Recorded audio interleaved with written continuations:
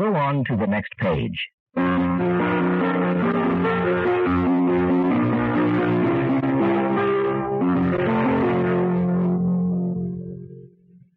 Now we will begin Part A with the first conversation. Number 1. How did your job interview go? I don't think I came across as well as I could have. What does the man mean?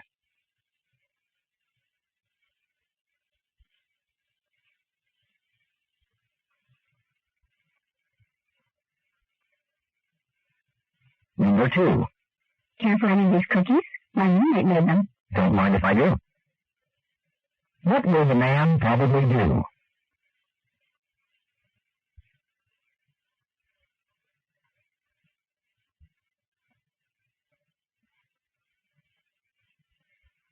Number 3. Oh, really? You still don't look too good. Didn't you take the pain reliever I gave you? Yeah, an hour ago. Guess I've got a headache that just won't quit. What does the man mean?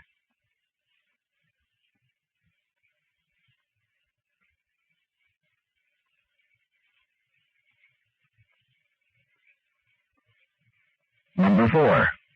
Oh, you must be sad. What with your best friend taking a job in Texas? It's so far away. Yeah, I'm really gonna miss her. But at least I have a good reason to visit a new part of the country now. What does the woman imply?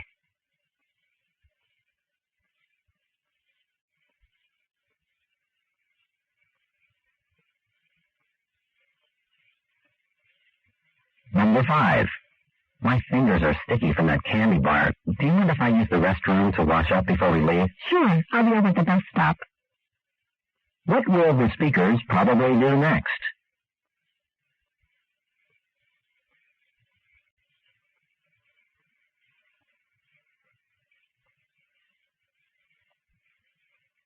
Number 6. This strap in my briefcase is broken. Do you think you could replace it, say by next Tuesday?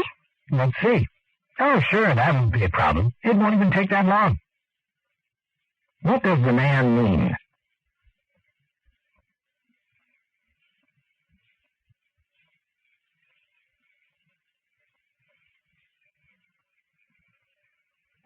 Number 7. So my advisor wants me to take the creative writing class that meets on Wednesday instead of the Monday class, because the instructor in the Wednesday class is supposed to be great. But that would mean I'd have to spend the whole day on campus every Wednesday. Yeah, but especially in creative writing, the instructor can make a big difference in how much you get out of the class. What does the woman imply the man should do?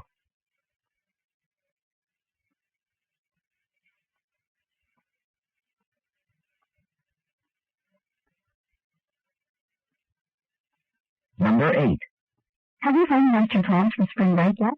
Well, I could visit some friends in Florida or go to my roommate's home. It's a tough choice. What does the man mean?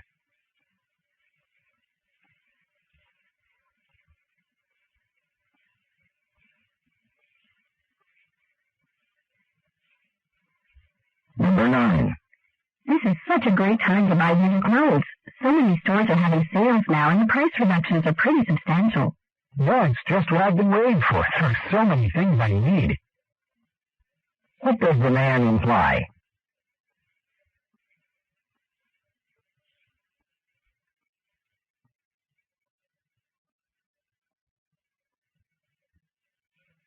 Number 10. Where have you been? I was just about to give up on you. Sorry, my bus was delayed, but I'm glad you were patient.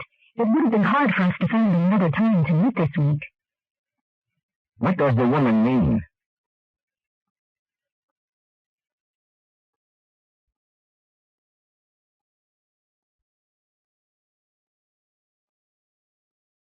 Number 11.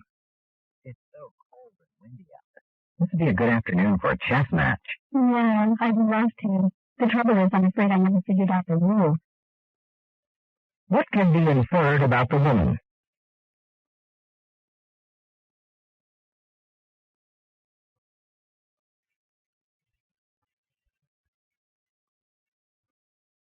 Number 12. Say, remember that proposal for an international festival next spring? Do you think there's any chance it'll ever get off the ground? I don't think it's a question of whether it'll happen. It's just a matter of where it'll be held. What does the woman imply about the International Festival?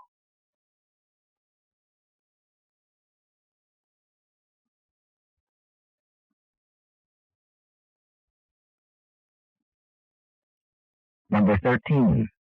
The bookstore on Summer Street is having a sale. They're advertising discounts up to 70% on a lot of their books. Yeah, I was there when they opened this morning. It was so packed I didn't even go inside. What does the man mean?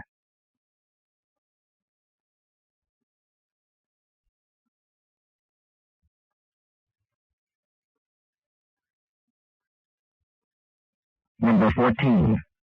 Can you drive me to the Andersons' party Friday night? It depends on if I get my car back from the shop. What does the woman imply?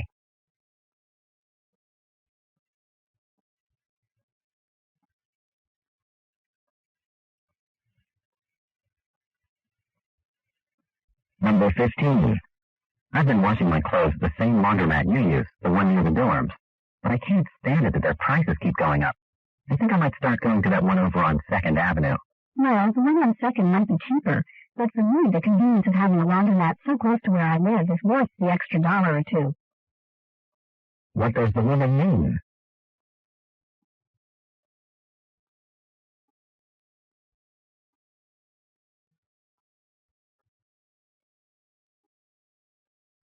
Number 16. I can't believe I can't get a plane ticket for the December holidays. I mean, it's only October. Well, I wouldn't worry about it too much. People cancel their reservations all the time. What does the woman imply the man should do?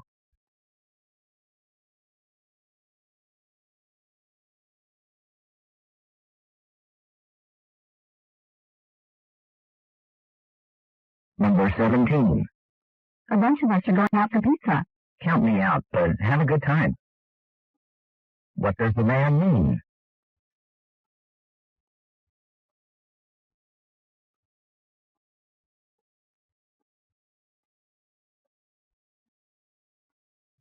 Number 18. Excuse me, I heard that there were a couple of jobs available in the library, so I'd like to apply for one of them. Can I fill out the application form at home and bring it back next week? Sure, but you should know that we're about to start looking at the applications, and we hope to make some job offers in a few days. What does the woman imply?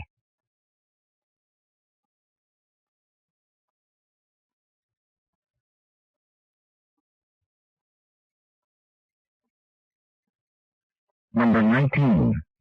I've started reading that book you loaned me, but I'm having a tough time keeping up with the main characters. It's hard to remember them all. Yeah, I know. The first part isn't easy. All I can say is stay with it. Once you get halfway through, you don't want to put it down. What does the woman imply?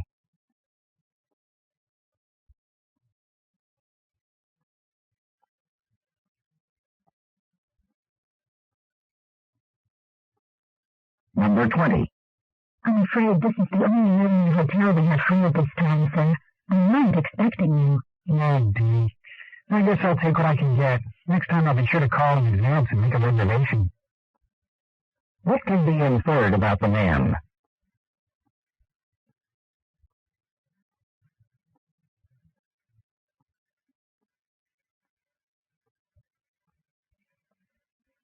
Go on to the next page.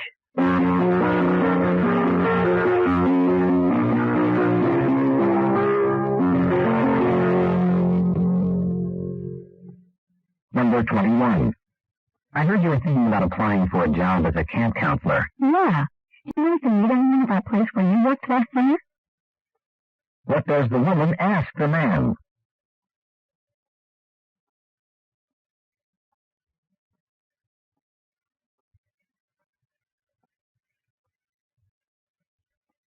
Number 22. Hey, is Susan on the debate team?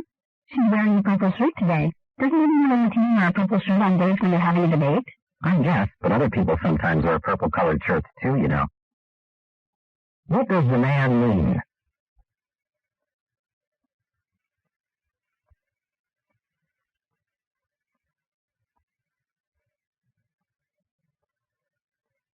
Number 23. I've been trying to reach you for days, but your line's always busy. You're lucky. You got me before my roommate came home. What can be inferred about the woman's roommate?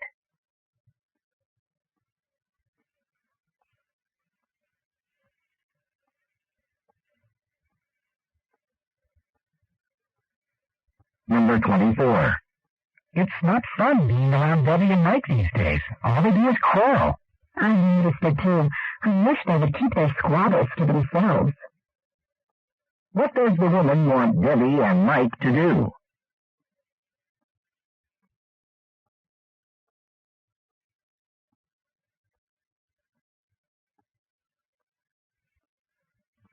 Number 25. Dr. James, I was wondering if you would consider giving me an extension on my paper. I just got back on campus yesterday from the hospital. Well, under the circumstances, I can't see how I can deny your request. What does Dr. Jones say he will do?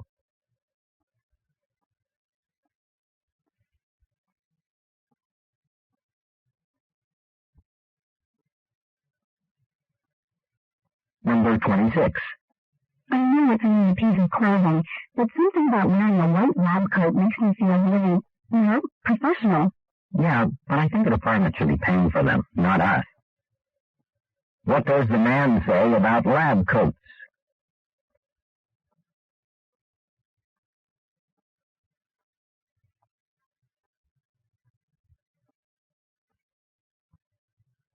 Number 27. I think I need a new tire. I had to put air in it twice this week. That happened to me once. It was just a nail, and they were able to repair it. What does the woman mean?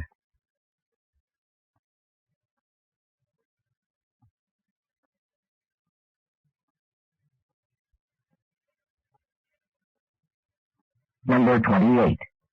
Say, Mary, I've got to fly home for winter break early. I'm actually leaving tomorrow. Do you think you could take notes for me in our American history class on Thursday? Oh, Jim, I'm leaving tomorrow, too. What does the woman imply?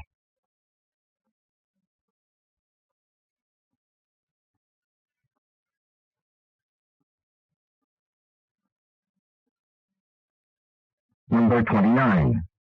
This dormitory is too boring for me. I wonder if I can move to Richardson. Are you sure you want to do that? You need some sleep. What does the man imply?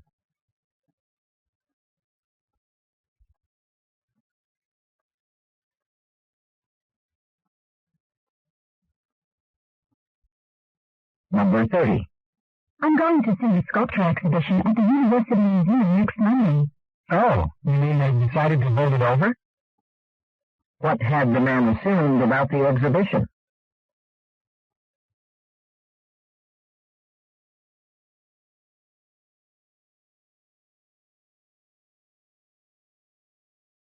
This is the end of Part A. Go on to the next page.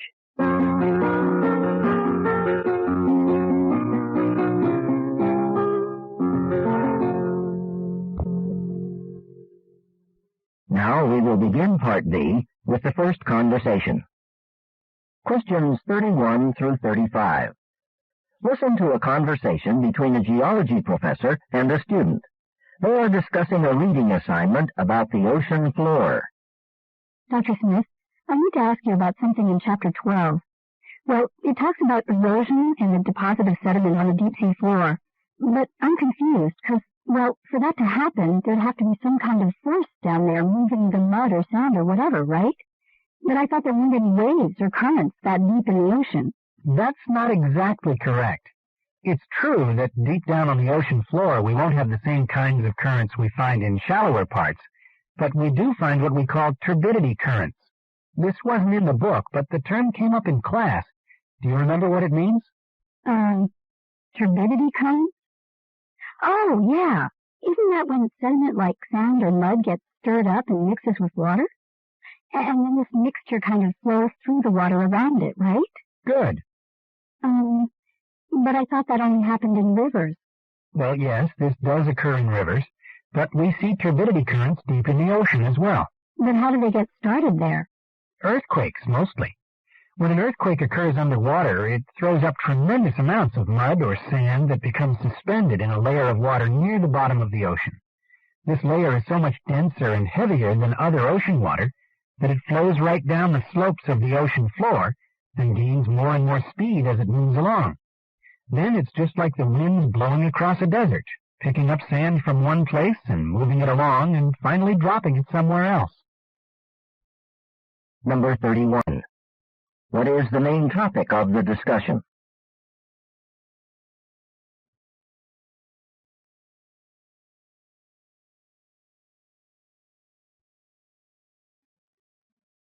Number 32. What does the professor ask the student to explain?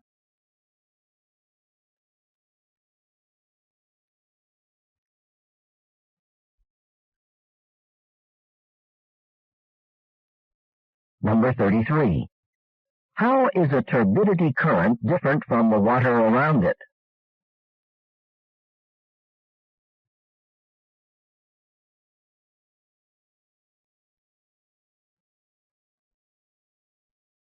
Number 34. According to the professor, how do earthquakes cause turbidity currents?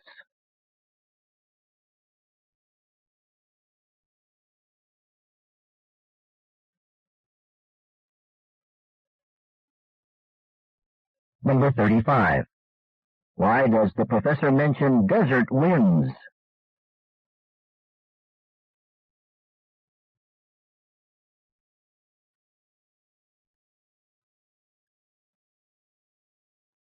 Questions 36 through 39. Listen to a conversation about weekend plans.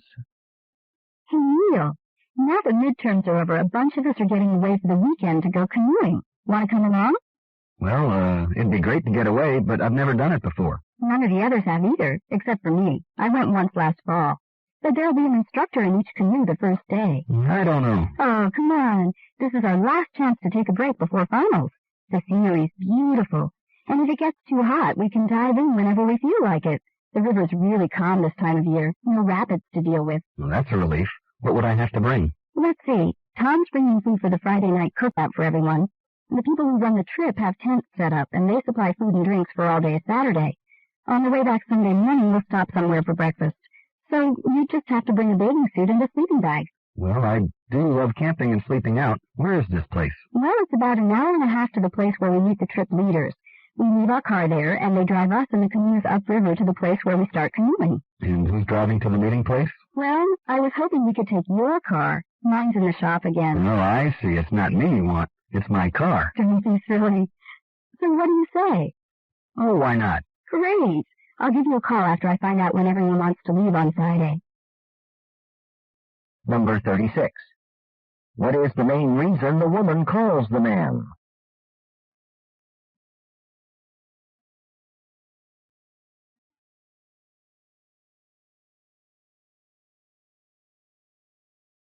Number 37.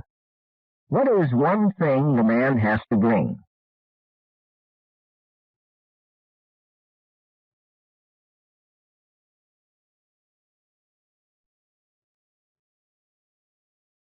Number 38. What does the man say he enjoys doing?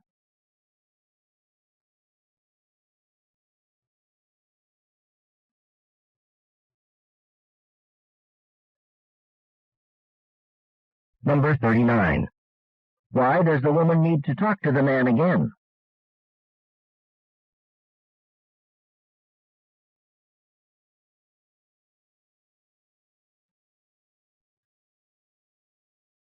This is the end of Part B. Go on to the next page.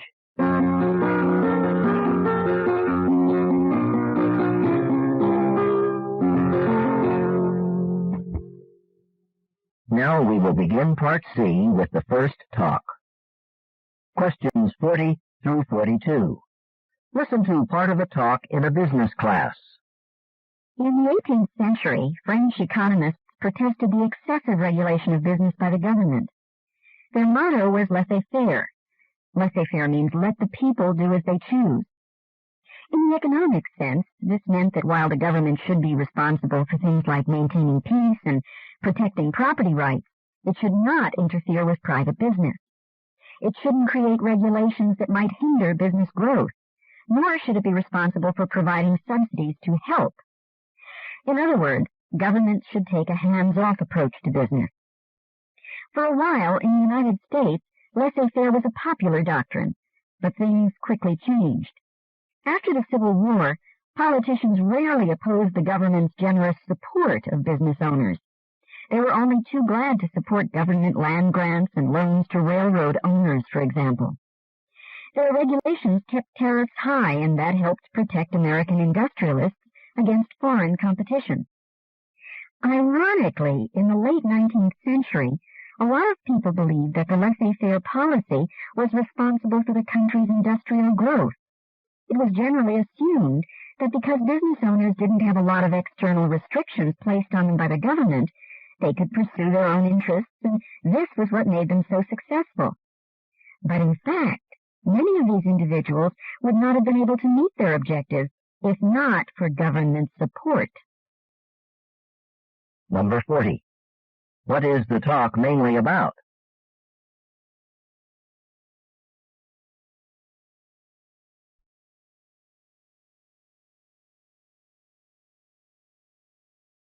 Number 41. Who first used the motto, laissez-faire?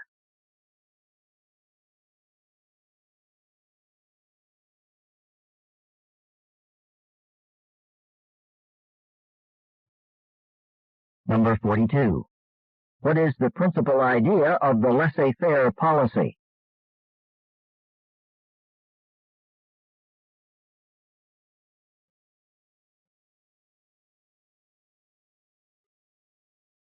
Questions 43 through 46. Listen to a talk about enzymes in a biology class. Let's begin today by discussing enzymes. Enzymes are what make many of the body's biochemical reactions possible. Actually, biochemical reactions can take place without them, but at much lower rates. In fact, an enzyme may cause a reaction to proceed billions of times faster than it would otherwise. Before I go on to the biochemical specifics of how this works, let me provide a figurative example. I think it'll help illustrate the power of enzymes more clearly. Now, suppose you got a bag, and you put a bunch of locks in it, just small padlocks. Then you put in all the keys that go with the locks, and you closed the bag and shook it hard. No matter how long you shook, chances are very small that any key would get inserted in any of the locks. But if you took them all out of the bag and this time used your hands to insert the keys in the locks, you could combine them much quicker. Enzymes act like your hands, quickly allowing chemical reactions that would otherwise take much longer. Now, there are two reasons that enzymes are so effective at enabling biochemical reactions. First, enzymes greatly reduce the amount of energy required to start the reactions. And with less energy needed, the reactions can proceed a lot faster than they could without the enzyme. The second reason is that only a small amount of an enzyme is needed to enable the biochemical reaction. That's because the chemical structure of the enzyme itself does not become altered as it enables the reaction. So a single enzyme can be used to start the same biochemical reaction over and over again. Number 43. What is the talk mainly about?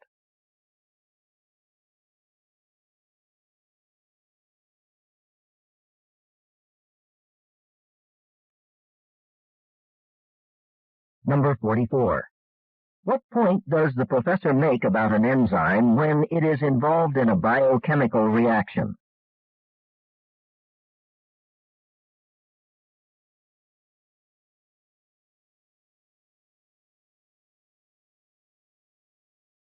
Number 45. What do enzymes do to help start a biochemical reaction?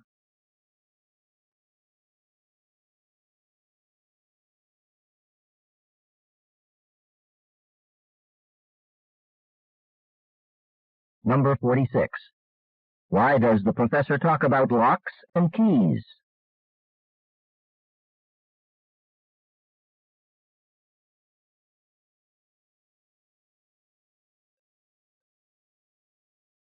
Questions 47 through 50. Listen to part of a lecture in an art history class. Today, I'd like to talk about the sculptor Henry Moore. In particular, the ideas his work is based on, and also how he viewed the medium of sculpture. Moore said that to appreciate sculpture, a person needs to respond to form in all of its 3 dimensions. He believed that this is more difficult than responding to art that's done on a flat surface, a surface such as canvas that has only 2 dimensions. For example, when you're looking at a painting, you don't have to walk around it. You don't relate to form and shape in the same way you do when looking at sculpture. Moore paid great attention to shapes in nature, such as that of bones and shells and stones. He thought that if you could appreciate the shape of something simple, like a stone, then you could go on to appreciate more complex forms. He noticed that many of the stones he picked up had holes in them. One distinctive feature of Moore's sculpture is his use of holes, or openings, to emphasize that he is indeed working in a 3-dimensional medium. He believed that the shape of the hole itself could have as much meaning as that of a solid mass, and could even help create a sense of mass or volume. Moore was also interested in representing the human figure, which he sculpted in such materials as bronze, stone, and wood. His sculptures of humans contain one person, as in the work Reclining Figure, or several people, as in the sculpture Family Group. Number 47. What is the talk mainly about?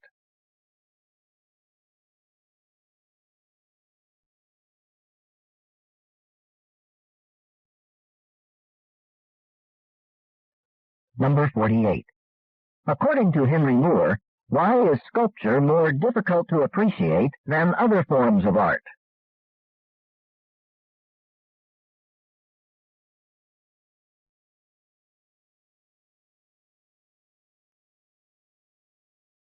Number 49. Why does the professor mention bones and shells?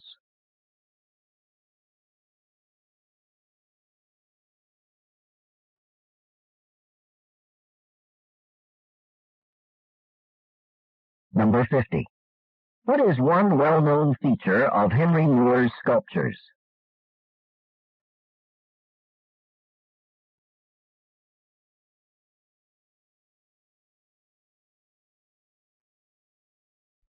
This is the end of Section 1, Listening Comprehension. Stop work on Section 1.